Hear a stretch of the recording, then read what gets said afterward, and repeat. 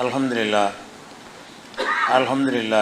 நஹ்மதுஹு வ நஸ்தஈனுஹு வ நஸ்தக்ஃபிருஹு வ நஊது பில்லாஹி மின் ஷுரூரி அன்ஃபுஸினா வ மின் ஸய்யிஆத்தி அஅமாலினா மன் யஹ்திஹில்லாஹு ஃபலா முதில்ல லஹு வ மன் யுضللஹு ஃபலா ஹாதிய லஹு வ அஷ்ஹது அன் லா இலாஹா இல்லல்லாஹு வஹ்தஹு லா ஷரீக லஹு வ அஷ்ஹது அன்ன முஹம்மதன் அப்துஹு வ ரசூலுஹு. அம்மா பஅத். கண்ணியத்திற்குரிய எல்லாம் வல்ல அல்லாஹு ஜல்ல ஷானஹு தஆலாவின் நல்லடியார்களே, இஸ்லாம் மார்க்கத்தின் அடித்தளமாக இருக்கின்ற தௌஹீத் என்ற ஏகத்துவ கொள்கை எப்படியெல்லாம் அது சிதைக்கப்படுகிறது, எப்படியெல்லாம் தவறான விளக்கம் கொடுத்து ஷிர்க் நியாயப்படுத்தப்படுகிறது என்ற விவரங்களை நம்ம தொடர்ந்து பார்த்து வருகிறோம். அந்த தொடரில் முக்கியமாக ஷிர்க் ஏற்படுவதற்கு, அல்லாஹ்வுடைய இடத்துல மனிதர்களை கொண்டு போய் நிறுத்துவதற்கு முக்கியமான காரணம் என்னவென்று சொன்னால், யாரெல்லாம் நல்லவர்கள் மகான்கள் என்று இந்த மக்கள் நம்புகிறார்களோ அவர்கள் அல்லாஹ்வுக்கு ரொம்ப நெருக்கமானவர்கள் என்றும், அல்லாஹ்வுடைய கட்டளையை மீறாதவர்கள் என்றும், அல்லாஹ்வுடைய உதவியை கொண்டு மனிதர்களை எல்லாம் பக்குவப்படுத்தக்கூடியவர்கள் என்றும் ஒரு நம்பிக்கை மக்கள் மத்தியில் இருக்கிறது. தங்களை விட அந்த பெரியவர் மகான் என்பவர் தனித்துவம் பெற்றவராக இருக்கிறார் என்றும் கருதுகிறார்கள். இந்த மாதிரியான நம்பிக்கை தான் ஏகத்துவ கொள்கைக்கு ஒரு வேட்டு வைக்கக்கூடிய அம்சமாக அமைந்திருக்கிறது. எனவே இது குறித்து மக்கள் தெளிவடைய வேண்டும் என்பதற்காகத்தான் அல்லாஹ் திருக்குர்ஆனில் பல நபிமார்களுடைய வரலாறை சொல்கிறான். நபிமார்களுடைய வரலாறு என்று சொன்னால் அவங்க எந்த ஊரில் பிறந்தார்கள், எப்போது பிறந்தார்கள், எப்போது மரணித்தார்கள், இப்படி வரலாறு இருக்காது. குர்ஆனில் சொல்லப்படக்கூடிய வரலாறு அவங்க எப்படி தாவா பண்ணினார்கள், எப்படி மனிதர்களாக இருந்தார்கள் என்பதை சொல்லித் தருவதற்காகத்தான் நபிமார்களை பற்றிய வரலாறை அல்லாஹ் சொல்லித் தருகிறான். அந்த வகையில் ஒரு மனிதர் நல்லடியார் என்று இருந்தால், அதனால் அவர் இறை அன்பை பெற்றுவிட்டார், அவர் மக்களை எல்லாம் ஆன்மீகத்தில் ஈடுபடுத்தக்கூடிய வகையில், உள்ளத்தை வென்றெடுக்கக்கூடிய வகையில் சக்தி பெற்றிருக்கிறார் என்றெல்லாம் சொல்வதாக இருந்தால் அதற்கான அதிக தகுதி நபிமார்களுக்கு இருக்கிறது. ஏன்னா நாம் ஒருவரை நல்லடியார் என்று சொல்வது சந்தேகத்திற்குரியது. நம்ம நல்லடியார் என்று நினைக்கக்கூடியவர் அல்லாஹ்விடத்தில் கெட்டவராக இருக்கலாம், நாம் கெட்டவர் என்று நினைக்கக்கூடியவர்கள் அல்லாஹ்விடத்தில் நல்லடியாராக இருக்கலாம். அப்போ நல்லடியார் என்று நாம் சிலரை பற்றி நினைப்பதை விட அல்லாஹ் ரப்புல் ஆலமீன் யாரை நல்லடியார் என்று சொல்கிறானோ அவர்கள்தான் உண்மையில் நல்லடியார்கள். அந்த வகையில் முதல் இடத்தில் இருப்பவர்கள் நபிமார்கள். அவர்களை அல்லாஹ் தேர்வு செய்கிறான். தன்னுடைய மார்க்கத்தை மக்களுக்கு எடுத்து சொல்வதற்காக வேண்டி அல்லாஹ் தேர்வு செய்த அடியார்கள் தான் நபிமார்கள். அந்த ஒவ்வொரு நபியுடைய வரலாறு நம்ம எடுத்து பார்த்தோம் என்று சொன்னால் அவர்களுக்கு இந்த மனிதத்தன்மைக்கு அப்பாற்பட்ட தன்மை கிடையாது என்பதை சொல்வதற்குத்தான் அவங்களுடைய சம்பவத்தை எல்லாம் நமக்கே எடுத்து காட்டுகிறான். நம்ம எப்படி மனிதர்களாக இருக்கிறோமோ அந்த தன்மை தான் நபிமார்களுக்கு இருக்கிறது. நபிமார்களுக்கு இருக்கிறதுன்னு சொன்னால் மற்றவர்களுக்கெல்லாம் நிச்சயமாக அந்த தன்மை தான் இருக்கும். அதில் முதல் எடுத்துக்காட்டாக சொன்னோம் என்று சொன்னால் ஆதம் அலைஹிஸ்ஸலாத்தை முதல் நபியாக அல்லாஹ் சொல்லக்கூடியது ஆதம் அலைஹிஸ்ஸலாம். இந்த ஆதம் அலைஹிஸ்ஸலாத்தை பற்றி அல்லாஹ் நமக்கு எப்படி சொல்கிறான் என்று சொன்னால், அவரை என் கையால் படைத்தேன் என்று சொல்கிறான். இப்லீஸ்கிட்ட அல்லாஹ் பேசும்போது அவருக்கு சிரம் பணியை சொல்கிறான். இப்லீஸ் மறுக்கிறான். அப்போ அதுக்கு அல்லாஹ் அவன்கிட்ட உரையாடும்போது சொல்கிறான், மா மனஅக அன் தஸ்ஜுத லிமா ஹலக்து பி யதைய, என்னுடைய இரு கைகளால் நான் யாரை படைத்திருக்கிறேனோ அவருக்கு ஏன் பணியை மறுக்கிறாய்? ஆதம் அலைஹிஸ்ஸலாத்தை தன்னுடைய கைகள் திருக்கரத்தால் படைத்திருப்பதாக அல்லாஹ் குர்ஆனில் சொல்லி காட்டுகிறான். அது மாத்திரம் இல்லாமல் அவருக்கு அபரிமிதமான அறிவையும் வேறு கொடுத்துருந்தான். எந்த அளவுக்கு அறிவு என்று சொன்னால், ஆதம் அலைஹிஸ்ஸலாத்திற்கு லட்சோபலட்சம் ஆண்டுகளுக்கு முன்பிருந்த இருக்கக்கூடிய மலக்குமார்களுக்கு இல்லாத ஒரு அறிவு இப்போ தான் அவரை படைத்திருக்கிறான். படைக்கும் பொழுது அந்த அறிவு ஞானத்தோடு என்ன செய்கிறான், அவருக்கு அல்லாஹ் வழங்கியிருக்கிறான். அதுக்கு ஒரு பரீட்சை வைத்து கூட என்ன செய்கிறான், ஆதம் அலைஹிஸ்ஸலாத்தை ஜெயிக்க வைக்கிறான். சில பொருள்களுடைய பெயர்களை அவருக்கு மாத்திரம் அல்லாஹ் கற்றுக் கொடுக்குறான். கற்றுக் கொடுத்து விட்டு இவை என்ன என்று மலக்குகள்கிட்டையும் கேட்குறான், ஆதம்கிட்டையும் கேட்குறான். மலக்குமாருக்கு சொல்ல தெரியலை. ஆதம் அலைஹிஸ்ஸலாம் அனைத்து கேட்குறதுக்கெல்லாம் ஒவ்வொன்றுக்கும் பதில் சொல்கிறார். பதில் சொல்கிறார் என்றால் அந்த மாதிரி அவருக்கு ஒரு ப்ரோக்ராம் பண்ணி அவர் எல்லாம் அறிந்தவர் என்கிற நிலையில் அவரை வந்து உயர்ந்த ஒரு அந்தஸ்தில் வைத்து அல்லாஹ் படைக்கிறான். அப்போ அல்லாஹ்வுடைய அல்லாஹ்வால் நேரடியாக படைக்கப்பட்டவர், அல்லாஹ்வால் நேரடியாக கற்பிக்கப்பட்டவர். எல்லா ஞானமும் நேரடியாக அல்லாஹ்வால் கொடுக்கப்பட்டவர் யார்? ஆதம் அலைஹிஸ்ஸலாம். நம்மளுக்கெல்லாம் மனிதர்களுக்கு கொஞ்சம் கொஞ்சம் அறிவு இருக்குதுன்னு சொன்னால் அவர் கொடுக்கப்பட்டதனுடைய தொடர்ச்சியாக தான் கொஞ்சம் கொஞ்சம் நமக்கு இருக்குது. நம்ம அத்தனை பேருடைய அறிவும் சேர்ந்து கொடுக்கப்பட்டவர் யார் தான்? ஆதம் அலைஹிஸ்ஸலாம் தான். அவ்வளோ பெரிய ஞானத்தை படைத்து கொடுத்துருக்கிறான் ஆதம் அலைஹிஸ்ஸலாத்துக்கு. அப்போ நேரடியாக வேறு படைத்திருக்கிறான். படைத்து ஒரு கட்டளை ஏறுறான் அல்லாஹ். என்ன கட்டளை ஏறுறான்? இந்த சோலையில் நீங்கள் வசித்து கொள்ளுங்கள், இந்த சோலையில் இருக்கிற கனிகளை எல்லாம் விரும்பியவாறு சாப்பிட்டு கொள்ளுங்கள், எந்த உணவு வேண்டுமானாலும் எவ்வளோ வேண்டுமானாலும் சாப்பிட்டு கொள்ளுங்கள்.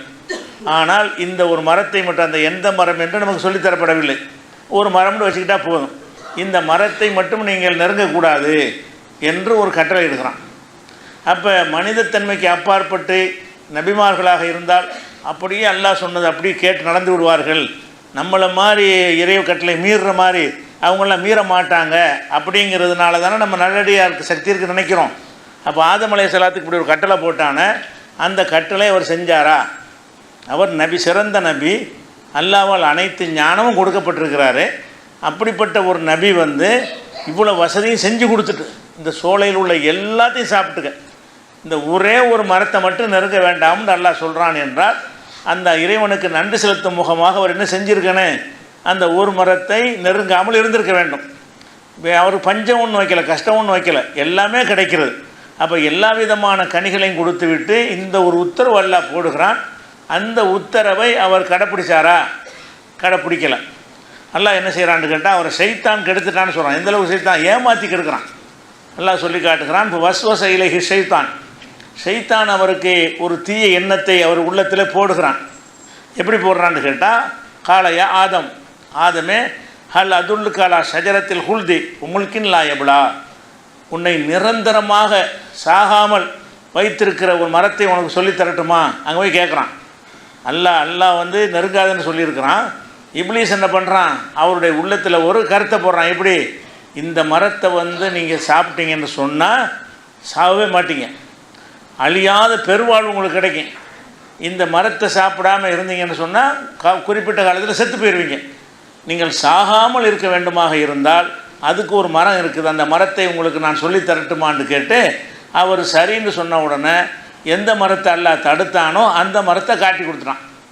அவர் நெஞ்சிட்டாருன்னு கேட்டால், ஆசைப்பட்டு ரெண்டு பேரும் அக்கலா மின்ஹா, அந்த மரத்திலிருந்து இருவருமே, ஆதமும் அவருக்கு துணைவியாக இருந்த ஹவ்வா அவர்களும் சாப்பிடுகிறார்கள். அப்போ சாப்பிட்டவொன்னு என்ன ஆச்சுன்னு கேட்டால், அவங்களுடைய மறைவிடங்கள்லாம் வெளிப்பட ஆரம்பித்து விடுகிறது. அதுக்கப்புறம் சொர்க்கத்துடைய அந்த சோலையில் உள்ள இலைகளை கொண்டு தங்களை மறைத்து கொண்டார்கள்ங்கிற மாதிரி சொல்கிறான். சொல்லிவிட்டு அசா ஆதம் ரப்பஹு ஃபகவா, ஆதம் தன்னுடைய இறைவனுக்கு மாறு செய்து வழிகட்டு போய்விட்டார் நல்லா சொல்கிறான்.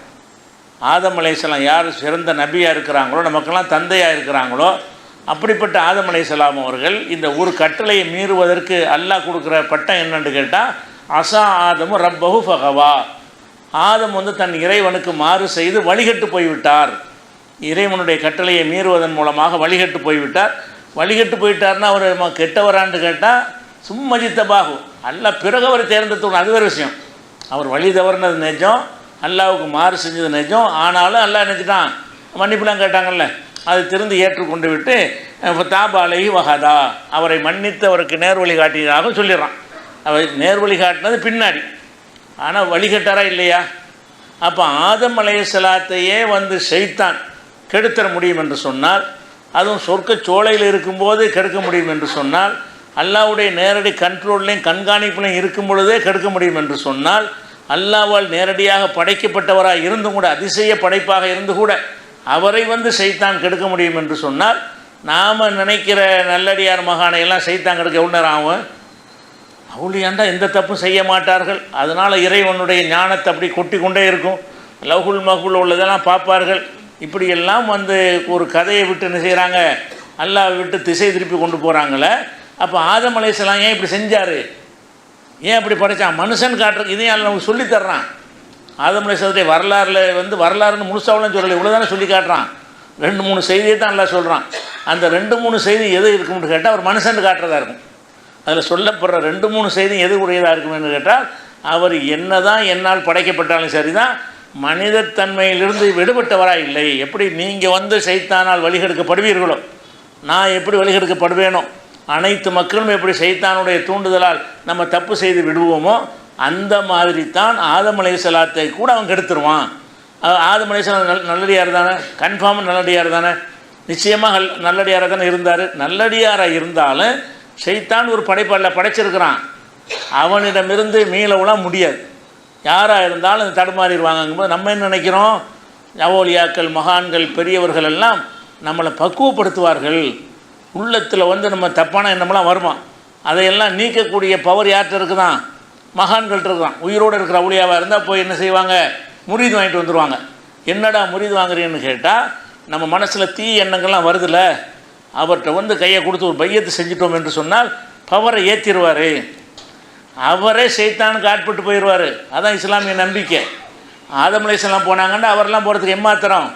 நீங்கள் வாழ்க்கையில் பார்க்கக்கூடிய மகான்கள் ஞானிகள்னு சொல்லக்கூடியவர்கள் எல்லாம் சைத்தானிலிருந்து பாதுகாக்கப்பட்டவர்களா? ரசூல்லாவுக்கு ரசூல்லா பற்றி சொல்லும்போது பிறகு சொல்லுவோம், அவர் ரசூல்லாவுக்கு தான் சொல்கிறான் அல்ல. இப்போ ஆதம் அலைஹிஸ்ஸலாத்துக்கு வருவோம். ஆதம் அலைஹிஸ்ஸலாத்தை இப்படி கெடுத்துட்டான். கெடுத்த பிறகு என்ன செஞ்சான்னு கேட்டால் அதே மாதிரி இன்னொரு இடத்துல இது எங்கே இருக்குன்னு கேட்டால் 20வது சூறாவில் 122வது வசனத்தில் தான் இந்த அவர் பாவம் செய்து வழிகட்டு விட்டார், அல்லாஹ்வுக்கு மாறு செய்தாருங்கிற செய்தி எல்லாம் சொல்லி காட்டுறான். அதே மாதிரி 2வது சூறாவில் 36வது பக்ராவில் 36வது வசனத்தில் ஃபஸல்லஹும ஷைத்தான் அன்ஹா, அந்த ஷைத்தான் என்பவன் அந்த 2 பேரையும் அந்த சொர்க்க சோலையிலிருந்து வெளியேற்றி விட்டான்.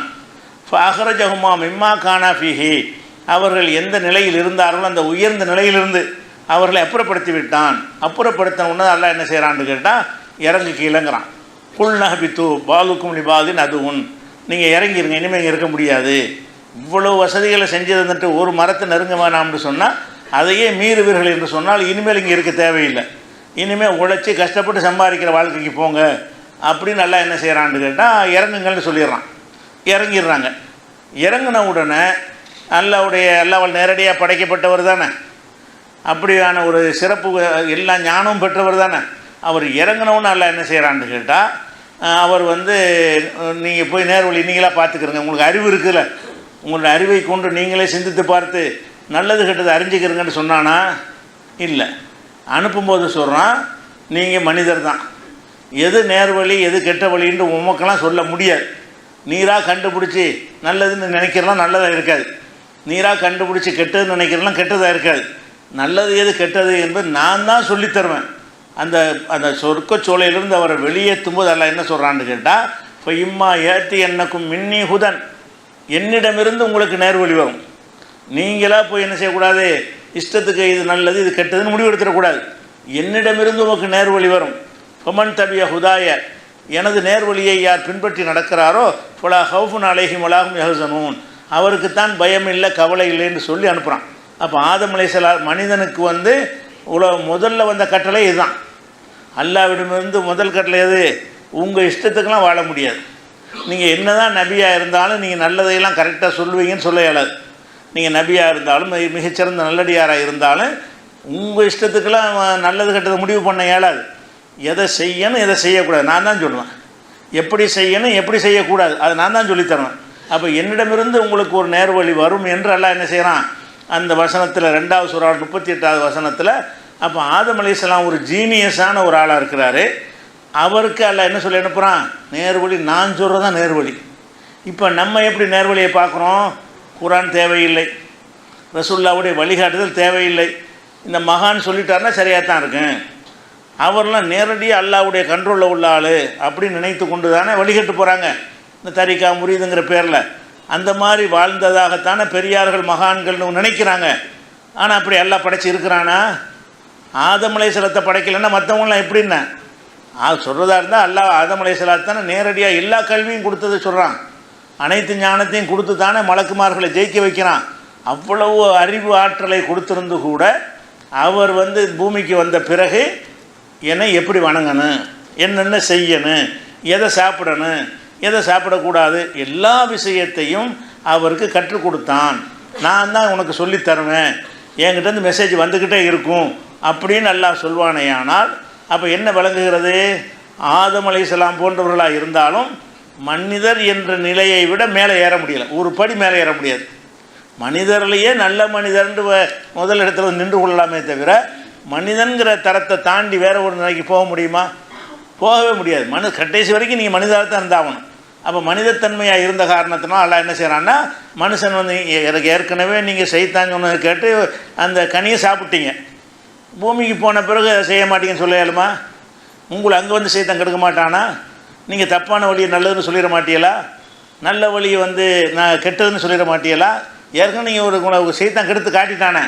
அப்போ நீங்கள் என்ன தான் அறிவாற்றல் உள்ளவராக இருந்தாலும் எல்லாரையும் கெடுக்கிற மாதிரி ஆதம் அலைஹிஸ்ஸலாத்தையும் செய்தான் கெடுத்துருவான், கெடுத்துருக்கிறான். ஏற்கனவே கெடுத்து இருக்கிறன்னு தான் அல்லாஹ் சொல்லி காட்டுறான்.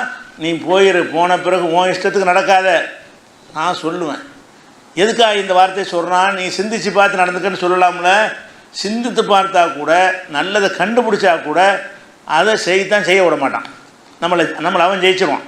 இது நல்லதுன்னு தெரியும், அதை செய்ய முடியுதா? இன்னைக்கு கூட மதுபானம் அருந்தக்கூடாதுன்னு தெரிஞ்சுக்கிட்டு தானே மது அருந்துறாங்க. இஸ்லாம் மார்க்கத்தில் போதைப் பொருள் தடுக்கப்பட்டது எல்லாருக்கும் தெரியும்ல, தெரிஞ்சுக்கிட்டு தான் அவன் குடிக்கிறான். அப்போ நல்லது கெட்டது அறிவது மட்டும் பத்தாது, ஷைத்தானுடைய வலையில் வீழ்ந்து விடாமல் இருக்கணுமாக இருந்தால் அல்லாஹ்வுடைய பாதுகாப்பும் அல்லாஹ்வுடைய கண்ட்ரோலும் இருந்தால்தான் முடியும் என்ற காரணத்தினால்தான் அல்லாஹ் என்ன செய்யறான், இப்படி ஒரு உத்தரவையும் போடுகிறான். அதுக்கடுத்து வந்து என்ன செய்கிறான், இன்னொரு இடத்துல சொல்லி காட்டுகிறான். 20வது சூறாவில் 115வது வசனத்தில் உலகது அஹிதனா இலா ஆதம மின் கபுலு, ஆதமிடத்தில் இதற்கு முன்னர் ஒரு உடன்படிக்கை எடுத்திருந்தோம்.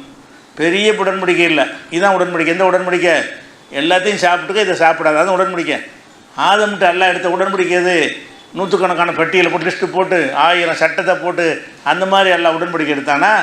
எடுத்தது ஒரே உடன்படிக்கை. என்ன உடன்படிக்கை? இந்த சோலையில் இருந்துக்க, விரும்பியதை சாப்பிட்டுக்க, இந்த ஒரு மரத்தை சாப்பிடாது, இதுதான் உடன்படிக்கை. அப்போ உலகது அஹிதனா இல்லை ஆதம மின் கபுலு, ஆதமிடத்தில் முன்னர் நம்ம ஒரு உடன்படிக்கை எடுத்திருந்தோம். இப்போ நசிய, அவர் அந்த உடன்படிக்கை மறந்து விட்டார். உலம் நஜிதுலகு அஸ்மா, அவர்கிட்ட உறுதிப்பாட்டை நம்ம காண முடியலை, உறுதி அவர் நிற்க இயலலை. சைத்தான் கெடுத்து அவர் என்ன செஞ்சுருக்கணும்? சைத்தான் நம்மளை வந்து ஏமாற்ற பார்க்குறானே. அல்லாதான் நம்ம வேணான்னு சொன்னால், இறைவா நீ எதுக்காக வேண்டி வேணான்னு சொன்னாய், இவன் ஒருத்தர் சொல்கிறானே அப்படின்னு கேட்டிருக்கணுமா இல்லையா? அவர் அல்லாவிடத்தில் வந்து உரையாடக்கூடிய தன்மையில் அங்கே இருக்கிறாரு. நம்மளை மாதிரி இல்லை, அல்லாட்ட துவா செஞ்சால் உடனே அல்லா என்னப்பா உனக்கு பிரச்சனைன்னு நல்லா கேட்பான். அந்த நிலையில் இருக்கும்போது கூட அவருக்கு என்ன தோணலை, இதையும் அல்லாட்ட ஒரு வார்த்தை கேட்போம்னு நினைக்கல. அவர் சைத்தான் சொன்னோன்னே ரொம்ப நாளைக்கு இருக்கலாமோ, செத்து போகாமல் இருக்கலாமோன்னா இது உண்மையாக அல்லான்னு கேட்க வேண்டியதானே. இந்த மரத்தை ஒரு சாப்பிட சொல்கிறானே, இது உண்மையான்னு கேட்குறதுக்கு தோணுச்சா? அழகாக கேட்டிருக்கலாம், சின்ன ஒரு விஷயந்தான், அது கூட தெரியாமல் போச்சு. அப்போ அதில் அடிபட்டு போகக்கூடிய விஷயம் அதான் உலம் நஜிதுலகு அசுமா, அவர்கிட்ட உறுதிப்பாட்டை நம்ம காண முடியல. ஸ்டடி அவர் இருக்கலை, ஸ்டடி இல்லாமல் போயிட்டார்னு சொல்லி 20வது சூறாவில் 115வது வசனத்தில் சொல்லி காட்டுகிறான். அப்போ அதே மாதிரி அதுக்கு பூமிக்கு வந்துட்டார்ல, பாவம்னு விளங்குறார். பூமிக்கு வந்தோன்னு செய்கிறாரு, ஆஹா எவ்வளோ இடத்துல நம்ம எங்கே அல்லா வச்சுருந்தான், எப்படியான ஒரு தர்ஜாவை கொடுத்துருந்தான். வானவர்கள்லாம் மதிக்கிறேன்டா சும்மா சின்ன விஷயமா? அந்த வானுலகத்தில் வானவர்கள் தான் சிறந்தவர்கள். அம்புட்டு வானவர்களுக்கு மேலே இவர் இருப்பார்னு சொன்னால், ஒட்டுமொத்த வானுலகத்தில் இவர் தான் டாப் லெவலில் இருக்கிறார், மொத்தத்துலேயும் இவர் தான் மேல்நிலையில் இருக்கிறார். அப்படி ஒரு இடத்துல நம்மளை வச்சுருந்தானே, இந்த ஒரு விஷயத்தை மீறிட்டோமே, அல்லாஹ் கோவப்பட்டு நம்மளை இறக்கி விட்டானே, இதை என்ன செய்கிறதுன்னு சொல்லிட்டு அல்லாட்ட மன்னிப்பு கேட்கணும். மன்னிப்பு கேட்குற எப்படின்னு தெரியலை, தப்பு செஞ்சிட்டோம், இதுக்கு என்ன பண்ணுறது, என்ன செஞ்சால் அல்லாஹ் மன்னிப்பான், என்ன மாதிரி கேட்டால் அவனுடைய மன்னிப்பை பெற்றுக்கொள்ள முடியும் அப்படின்னு சொல்லி வந்து அவருக்கு தெரியவில்லை நல்லா சொல்லிக்கிறார். எப்படி சொல்கிறான், இந்த சோலையிலிருந்து விரட்டி அடிக்கப்பட்ட பிறகு இப்போ தலக்கா ஆதம் மிர்ரபிஹி கலிமாத்தின், ஆதம் அலைஹிஸ்ஸலாம் இறைவனிடமிருந்து சில வார்த்தைகளை பெற்றுக்கொண்டார். இறைவன் சில வார்த்தைகளை சொல்லி கொடுக்குறான். இப்போ தாப அலைஹி, அதை சொல்லி மன்னிப்பு கேட்டார். இன்னஹு ஹுவ தவ்வாபுர் ரஹீம், அவன் மன்னிப்பவனாக இரக்கமுள்ளவனாக இருக்கிறான் என்று 2வது சூறாவில் 37வது வசனத்தில் எல்லாம் சொல்லி காட்டுகிறான். அப்போ இந்த பூமிக்கு வந்த உடனே ஒரு மன்னிப்பு எப்படி கேட்கணும்னு தெரியாமல் இருந்திருக்கிற பாருங்க. நம்ம என்ன செய்கிறோம், வாழ்க்கையில் அனைத்து விஷயங்களையும் மகான்கள் ஞானிகள் நமக்கு சொல்லித் தருவார்கள்னு நினைக்கிறோம். அல்லாஹ் சொல்லித்தந்தாலே தவிர, சொல்லித்தந்ததை தவிர எந்த மகானும் எந்த ஞானி எதையும் சொல்ல முடியாது. அப்போ ஆதம் அலைஹிஸ்ஸலாத்துக்கு அல்லாஹ் என்ன சொல்கிறான்னு கேட்டால், இப்போ தலக்கா ஆதம் மிர்ரபிஹி கலிமாத்தின், அல்லாஹ் சில சொற்களை அவர் கற்றுக் கொடுத்தான், அந்த சொற்களை கூறி அவர் மன்னிப்பு கேட்டார். அதை நான் மன்னித்து விட்டேன் அப்படின்னு அல்லாஹ் சொல்லி காட்டுறான். என்ன சொல்லி கொடுத்தான் அதையும் அல்லாஹ் சொல்லி காட்டுறான். 7வது சூறாவில் 23வது வசனத்தில் என்ன வார்த்தை அல்லாஹ் சொல்லி கொடுத்தான், அந்த என்ன வார்த்தையை சொல்லி ஆதம் அலைஹிஸ்ஸலாம் மன்னிப்பு கேட்டார்கள்ங்கிற ஒரு விஷயம் 7வது சூறாவில் 23வது வசனத்தில் இருக்கிறது. காலா, 2 பேரும் சொன்னார்கள், ஆதம் ஹவ்வா 2 பேருமே சொன்னார்கள், ரப்பனா லலம்னா அம்புசனா, இறைவா எங்களுக்கு நாங்கள் அநியாயம் செஞ்சிட்டோம், ஒயில்லம் தகஃபிர்லனா ஓ தரகம்னா, நீ எங்களை மன்னிக்கவில்லை என்றால், அருள் செய்யவில்லை என்று சொன்னால், இல்லை நக்கூனன மினல் ஹாசிரின், நாங்கள் நஷ்டவாளி ஆயிடுவோம், பெரிய தப்பு பண்ணிட்டோம், நீ கிருபை செய்யலைன்னு சொன்னால், நீ இறக்கம் காட்டலைன்னு சொன்னால் எங்களுக்கு நஷ்டவாளி தான், வேற ஒன்றும் செய்ய முடியாது. இதுதான் அல்லாஹ் கற்றுக் கொடுத்த வார்த்தை. அப்போ ஒரு பாவத்தையும் செஞ்சிடுறாரு, அந்த பாவத்துக்கு அல்லாஹ்வுடைய கோபத்துக்கும் உள்ளாகுறாரு, அதுக்காக பனிஷ்மெண்ட்டை கொடுத்து எல்லாம் இறக்கி வேற விட்டுறான். இருந்தாலும் மன்னிப்பு கேட்குறாரு. எதுக்காண்டி அதை மறுபடியும் எழுப்பி கேட்கும்போது கொஸ்டின் ஆக்கக்கூடாது, அல்லாஹ் நம்மளை கேள்வி கேட்கக்கூடாது என்பதற்காக வேண்டி மன்னிப்பு கேட்க நினைக்கிறாரு. மன்னிப்பு கேட்குற எப்படின்னு தெரியல. மன்னிப்புக்கு அல்லாட்ட மன்னிப்பு கேட்குறாங்க, என்ன மாதிரி கேட்குறது, என்ன மாதிரி கேட்கணும்னு சொன்னால், நாங்கள் தான் தப்பு செஞ்சு நம்ம ஒத்துக்க, இது ரீசன்லாம் சொல்லிட்டு சமாதானம்னு சொல்லிட்டு கூடாது, சால் சாப்புலாம் சொல்லக்கூடாது. ரப்பனா லலம்னா அம்புசனம், நாங்கள் செஞ்ச தப்பு தான், எங்களுக்கு நாங்கள் அநியாயம் செஞ்சிட்டோம் போது அதை ஒத்துக்கங்கிறான்ல.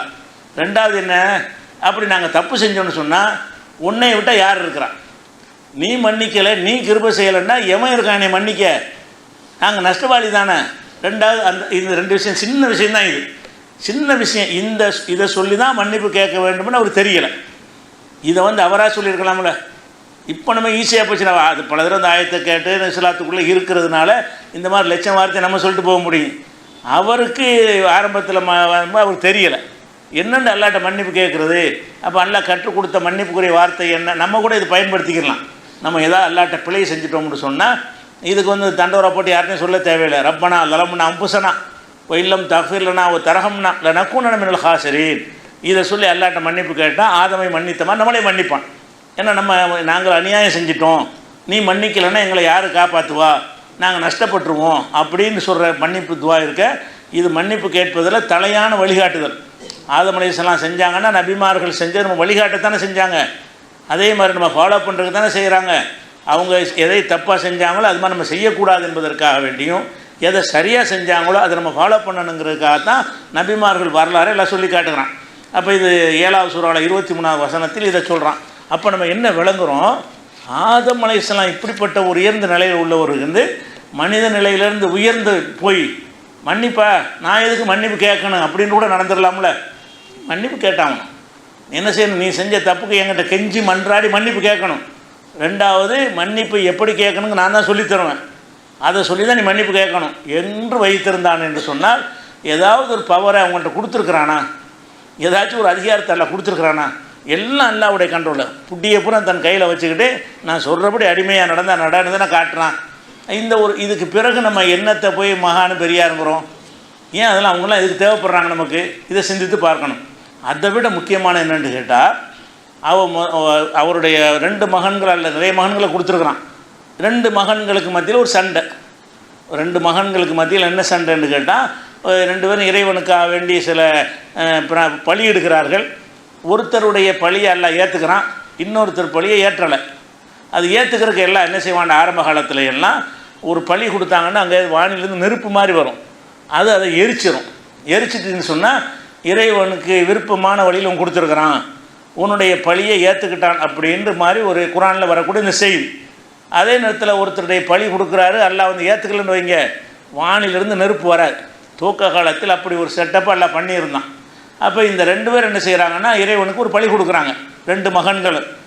ஒருத்தருடைய பழியை அல்லாஹ் ஏற்றுக்கிறான், இன்னொரு பழினா குர்பானி கொடுக்குறது, இன்னொரு கொடுத்த குர்பானி எல்லாம் என்ன செய்யலை, ஏற்றுக்கலன்னு இவங்களுக்கு இப்போ தெரியும்னா இந்த அடையாளத்தின் மூலமாக தான் எல்லாம் ஏற்றுக்கிறோம். நமக்கு இப்போ தெரியாது, நம்ம ஒரு குர்பானி கொடுத்தோன்னா எல்லாம் ஏற்றுக்கிட்டான்னு உங்களுக்கு தெரியுமா, தெரியாது. ஏற்றுக்கலன்னு தெரியுமா, மறுமையிலாம் தெரியும். நம்ம ஏற்றுக்கிட்டானா ஏற்றுக்கலையா என்பதை அறியக்கூடிய வகையில் பிற்காலத்தில் எல்லாம் தன் கையில் எடுத்துக்கிட்டான். முற்காலத்தில் என்ன இருந்துச்சுன்னு சொன்னால் அவங்கள கண்டுபிடிச்சிருவாங்க, நம்முடைய குர்பானி எல்லாம் ஏற்றுக்கிட்டானா நெருப்பு இறங்கி அதை சாப்பிட்ரும், ஏற்றுக்கிறலையா அது வானத்துலேருந்து ஒன்று இறங்கி சாப்பிடாது, நம்ம சரியாக செய்யலை, நம்ம செஞ்சது எல்லாம் ஏற்றுக்கிறலன்னு கண்டுபிடிச்சிருவாங்க. அப்போ இதில் ஒருத்தருடைய இதை ஒருத்தருடைய ஏற்றுக்கொள்ளன்றவுடனே இவனுக்கு கோபம் வருது. யார் மேலே கோபம் வருது, இந்த சகோதரன் மேலே கோவம் வருது. உன்னை இதை மட்டும் இப்படி ஏற்றுக்கிறது, என்னுடைய இதை இப்படி ஏற்றுக்கிறாமல் போயிட்டான் அப்படின்னு சொல்லிட்டு அல்லாஹ் செஞ்ச ஒரு ஏற்பாட்டுக்கு சகோதரர் மேலே கோவப்பட்டு அந்த கோபம் எவ்வளோ கோபமாக இருக்குன்னு கேட்டால் அவரை கொலையே செஞ்சுப்படுறான். இது பொம்பளை மேட்ரு கொலை செஞ்சதாக கதை எழுதி வச்சுக்கிறாங்க. அது கதை பொய். இது குர்ஆனில் அப்படி தான் இருக்குது. குர்ஆனில் என்ன இருக்குது? இது கர்ரபா குர்பானன், அவங்க ஒரு குர்பான் கொடுத்தார்கள். குப்பில மின் அகதிகமா, ஒருவரிடம் ஏற்கப்பட்டது. உலம் யுத்த கப்பல் மின்னல் ஆகரி, இன்னொருவரிடம் ஏற்கப்படவில்லை. அப்போ அவன் என்ன செய்கிறான்னா லக்குத்துல அண்ணக்க உன்னை கொண்டு விடுவாங்கிறான். யாருடைய அந்த குர்பானி எல்லாம் ஏற்றுக்கொள்ளவில்லை அவன் சொல்கிறான் சகோதரனை கொன்று விடுவேங்கிறான். அவர் என்ன செய்கிறாருன்னா அதுக்கு நான் என்னப்பா செய்கிறது, தக்குவா இருந்தால் தான் நல்லா ஏற்றுக்கிறோம். இன்னமா எத்தக்கப்பலுல்லாஹ் மினல் முத்தகீன்கள்கிட்ட தான் நல்லா ஏற்றுக்கிறோம். என்கிட்ட எந்த சண்டைக்கு வர்ற அல்லாவில் ஏற்றுக்கிட்டான். என்னது ஏற்றுக்கிட்டான், உன்னை ஏற்றுக்கலன்னா உன்னை இறையச்சம் இல்லை, அதனால் ஏற்றுக்கலன்னு அவர் விளக்கம் சொல்கிறார். ஆனாலும் அவரை நம்ம கொல்ல தான் செய்யணுன்று அவன் மனசுக்கு பட்டு சகோதரனை கொண்டுறான். உலகத்தில் இருந்த முதல் கொலை இது நடக்கையில் ஆதம் அலைஹிஸ்ஸலாம் இருக்கிறாங்கல்ல, ஆதம் அலைஹிஸ்ஸலாத்துடைய காலத்தில் நடக்குது. அப்போ ஆதம் அலைஹிஸ்ஸலாத்துக்கு நம்ம மகன் சண்டை போடுறாங்க, ஒருத்தர் அடிச்சுக்கிற போட்டான்னு அந்த விஷயத்தை அல்லாஹ் எடுத்து காட்டி அந்த கொலையை தடுத்துருக்கலாமா இல்லையா? ஆதம் அலைஹிஸ்ஸலாம் பஞ்சாயத்து போட்டு வச்சுருக்கலாமா? தெரியாது. இவ்வளவு நடக்கிற விஷயங்கள் அவர் தெரியலையே. ஆதம் அலைஹிஸ்ஸலாத்துக்கு இது தெரியவே இல்லை. அப்போ அல்லாஹ்வுடைய தூதராக இருந்தால் கூட அவருடைய மகன்களுக்கு மத்தியில் உலகத்தில் பாரதூரமான குற்றம்ங்கிறது கொலை தானே. அல்லாஹ்வுக்கு செய்கிற பாவத்துக்கு அடுத்து ஒரு பெரிய பாவம் இருக்குதுன்னு சொன்னால் அது கொலை தான். ஃபஸ்ட்டு ஷிர்க்குக்கு அப்புறம் பெரிய பாவம் எது? ஒரு மனுஷனை கொல்றதுங்கிறது பாவத்திலே பெரிய பாவம். அந்த ஒரு நிகழ்ச்சி தன் குடும்பத்தில் தன் பிள்ளைகளுக்கு மத்தியில் நடக்க போகுதுன்னு சொன்னால் ஆதம் அலைஹிஸ்ஸலாத்துக்கு அதில் அறிவித்து கொடுத்துருத்தானா? அதை கண்டுபிடிச்சாரா, கண்டறிந்தாரா, தன் பிள்ளைகளை காப்பாற்றினாரா? அவரும் நம்மளை மாதிரி ஒரு ஆளாக பார்வையால் தான் இருந்தார். முடிஞ்சவொன்னே தெரியுது. அப்போ இதெல்லாம் எதுக்கு எல்லாம் சொல்லி காட்டுறான்னு கேட்டால் ஆதம் அலைஹிஸ்ஸலாத்தை அவ்வளோ உயர்ந்த இடத்தில் நான் வைத்திருந்தாலும் அவர் மனித நிலையை விட்டு மேலே ஏறி போக முடியலை. மனுஷன் ஒரு ஏழில் நிறுத்திடுவான்ல. மனுஷன்லேயே தரஜாக்கள் இருக்கு, 1ஆவது படி 2ஆவது படி 3ஆவது படின்னு இருக்கு. லாஸ்ட்டு படிக்கு வந்தால் கூட அதுக்கு மேலே ஏற முடியுமான்னா முடியாது. மனுஷன்லேயே கொஞ்சம் மேலானவராக நீங்கள் இருக்க முடியுமே தவிர மனித நிலைக்கு அப்பாற்பட்டவராக முடியாது என்கிற இந்த பாடத்தை ஆதம் அலைஹிஸ்ஸலாம் வரலாற்றிலேருந்து கற்றுக்கொண்டோம் என்று சொன்னால் தர்கா வழிபாடு வருமா, பெரியார் வழிபாடு வருமா? வராது. இன்னும் ஒவ்வொரு நபியுடைய வரலாறும் எப்படியான பாடங்கள் இருக்கிறது என்பதை இன்ஷா அல்லாஹ் அடுத்தடுத்த வாரங்களில் பார்க்கலாம்.